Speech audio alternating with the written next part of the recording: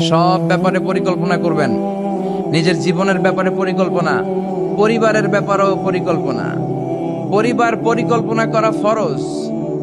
অনেকে প্রশ্ন করে, হুজুর ফ্যামিলি প্ল্যানিং পরিবার পরিকল্পনা করা জায়েজ কিনা? শুধু জায়েজ না, এটা করা ফরজ। পরিবার পরিকল্পনা এটা মিন করে না যে how much children you wanna take, কয়টা সন্তান নেবেন, কয়টা বেবি আপনি নিতে যাচ্ছেন, এটাই শুধু পরিবার পরিকল্পনা নয়। আপনার কোন ছেলেটারে হাফেজ বানাবেন, কোনটারে কারি বানাবেন, কোনটারে মুফাসসির বানাবেন, কোনটারে জনপ্রতিনিধি হিসেবে গড়ে তুলবেন, কোনটারে নেতা বানাবেন, কোনটারে সমাজ সেবক বানাবেন, কোনটাকে বিশ্বনবীর মতো ক্যারিয়ারের দিক থেকে ব্যবসায়ী বানাবেন, কোন মেয়েটারে কোন স্কুলে কোন মাদ্রাসায় পড়াবেন, প্রতি মাসে পুরো ফ্যামিলির সবাই মিলে কোন সূরাটা মুখস্থ করবেন, তাহাজ্জুদের নামাজে ওঠার জন্য কি কি প্ল্যান নেবেন, এগুলোর কনস্ট্রাকটিভ গঠনমূলক প্ল্যানিং পরিকল্পনা নেওয়ার দরকার আছে না নাই? এটাই হচ্ছে পরিবার পরিকল্পনা। এজন্য শুধুমাত্র কয়টা সন্তান আমি নিব, সন্তান নিব কি নিব না, এটাই পরিবার পরিকল্পনা নয়। পুরো জীবনটা কিভাবে সাজাবেন, ছেলে মেয়েগুলোর দিয়ে কি করতে চান, করাতে চান, এগুলো পরিবার পরিকল্পনার অংশ। চিল্লায় বলেন ঠিক কিনা? আমরা আল্লাহর কাছে কামনা করি আমরা যা পাপ করেছি আল্লাহ মাফ করে দেয়। সব ধরনের দাঙ্গা হাঙ্গামা, পেট্রোল বোমা, হরতাল, মারামারি থেকে আল্লাহ আমার সুজলা সুফলা শস্য শ্যামলা সোনার বাংলাদেশকে হেফাজত করুক। আমরা পড়ি আমিন। একটা নামাজও যাতে আমাদের কাজা না হয়, প্রতিদিন যাতে কোরআনের তেলাওয়াত দিয়ে আমাদের সকালটা শুরু হয়, আল্লাহ তৌফিক দাও, পড়ে না আমিন। সম্মানিত ভাইয়েরা, আমাদের সময় খুব কম, কথা অনেক বেশি, এজন্য ভূমিকাতে আর কথা না বলে আমরা সরাসরি আলোচনায় চলে যাই। তার আগে আমরা শুরুতেই আল্লাহ তাআলার দরবারে শুকরিয়া জানাই যে আল্লাহ তাআলা আমাদেরকে এরকম চমৎকার একটি পরিবেশে বিকেল বেলায় মহাবিশ্বের মহাবিশ্বয় মহাগ্রন্থ আল কোরআন আল করিম থেকে কিছু কথা শুনবার জন্য তৌফিক এনায়েত করেছেন। আমরা ফরমালি আল্লাহকে থ্যাঙ্কস জানাই, ধন্যবাদ জানাই।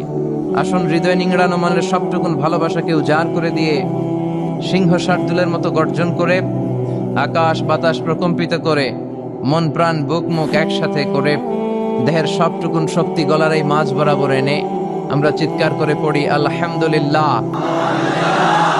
সবাই পড়েন রব্বানা লাকাল হামদ হামদান কাসীরান তাইয়িবান মুবারাকান ফীহি ইয়া রাব্বি লাকাল হামদু কামা ইয়ানবাগি লিজালালি ওয়াজহিকা ওয়া আযীমি সুলতানিকা লাকাল হামদু বিল ঈমান লাকাল হামদু বিল ইসলাম লাকাল হামদু বিল কোরআন। আমরা প্রশংসা করলাম কার? জিকির করলাম কার? আল্লাহর নাম ছাড়া আর কারো জিকির আমরা করি? আমরা কি মা দুর্গার জিকির করি? আমরা কি রামকৃষ্ণের জিকির করি? কৃষ্ণের জিকির করে হিন্দুরা।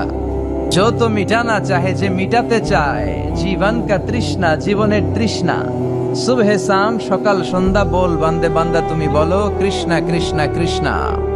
এটা হিন্দুদের জিকির। আর আমরা বলি जो तो मिटाना चाहे, যে মিটাতে চায় জীবন কা জ্বালা, জীবনের জ্বালা। সুবহ শাম সকাল সন্ধ্যা বল বান্দে বান্দা তুমি বলো আল্লাহ আল্লাহ।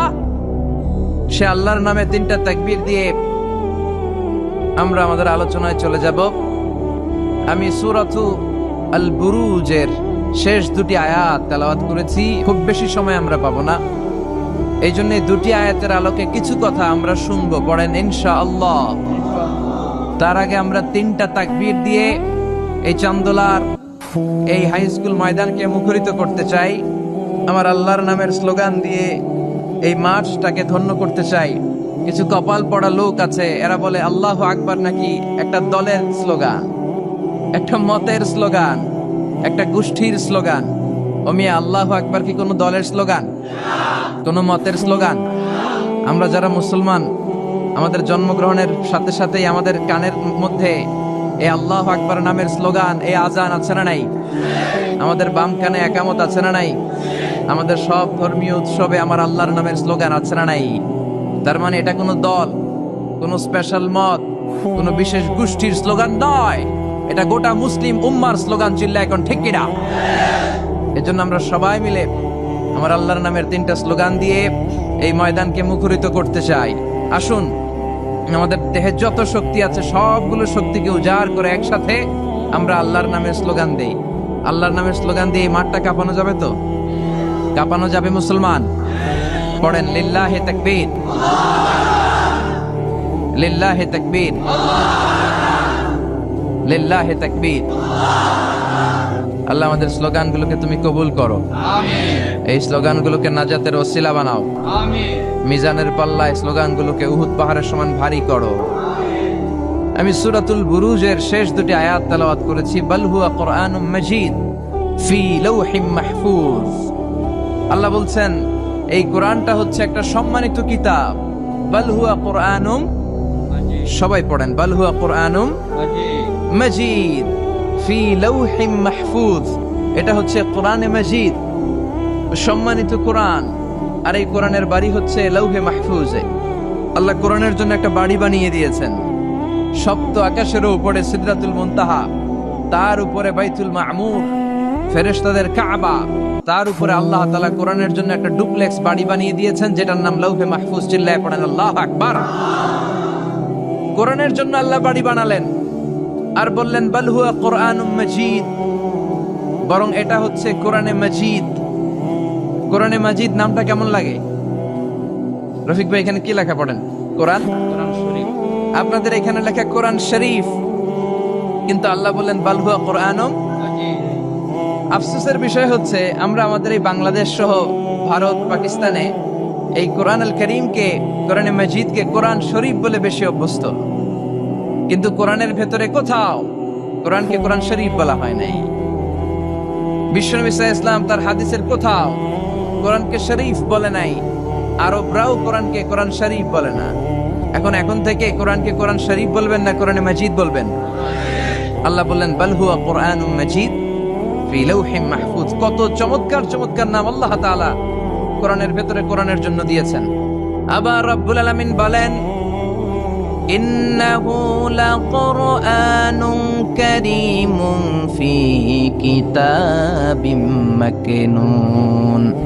নিশ্চয় এটা হলো সম্মানিত কোরআন, নিশ্চয়ই কিতাবটা হলো মহিমান্বিত কোরআন। আর গোপন একটা কিতাবের মধ্যে এই কোরআনটাকে সংরক্ষণ করেছে কে? তাহলে সূরা ওয়াকিয়াতে আবার নতুন আর একটা নাম পেলাম, ইন্নাহু লাকুরআনুন কারীম। প্রথমে পেলাম কোরআন মাজিদ, বাল হুয়া কুরআনুম মাজিদ। আবার সূরা ওয়াকিয়াতে পেলাম ইন্নাহু লাকুরআনুন কারীম। তো এখন থেকে কোরআনে মাজিদ বলবেন না কোরআনে শরীফ বলবেন? মাজিদ। কোরআন কারীম না কোরআন শরীফ? কোরআন কারীম। আবার আল্লাহ বললেন ইয়াসিন ওয়াল কুরআনিল হাকীম ইন্নাকা লামিনাল মুরসালিন। ইয়াসিন ওয়াল কুরআনিল, কি সুন্দর নাম! কোরআনে হাকীম, কোরআনে কারীম, কোরআনে মাজিদ, এগুলো রেখে দিয়ে আমরা বলি কোরআন শরীফ। আরো অনেক নাম আছে। আবার আল্লাহ কোরআনকে বললেন কোরআনে আযীম, ওয়ালাকাদ আতাইনাকা সাবআম মিনাল মাসানি ওয়াল কুরআনাল আযীম। ও নবী, আমি আপনাকে নিত্য পাঠনীয় সপ্তবাক্য মানে সূরাতুল ফাতিহা দান করেছি, আর তার পাশাপাশি আমি আপনাকে সুমহান কোরআন, কোরআনে আযীম দান করেছি। সুবহানাল্লাহ। তার মানে কোরআনের আরেকটা নাম পাওয়া গেল কোরআনে আযীম, মহিমান্বিত কোরআন, সুমহান কোরআন। আবার আল্লাহ তাআলা এই কোরআনকে আরেক জায়গায় বললেন এটা কোরআনে আরবি।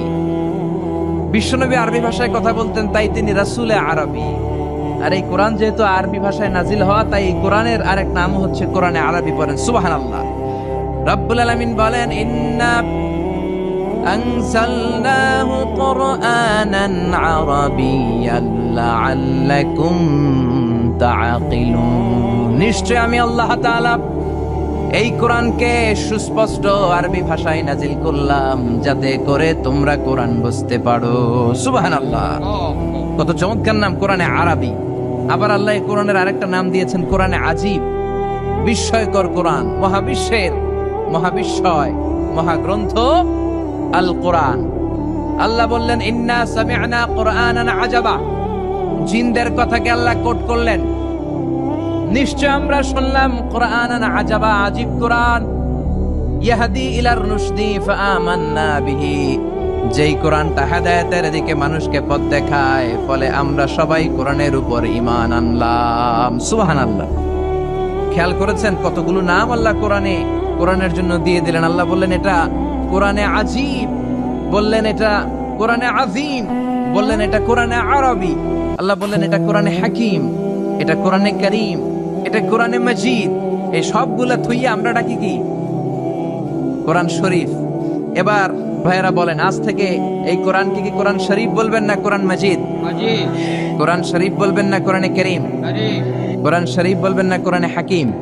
হাকিম। আল্লাহ এটাকে বললেন বাল হুয়া কোরআনুম মাজিদ, এটা হচ্ছে মহিমান্বিত কোরআন, এটা হচ্ছে সম্মানিত কোরআন।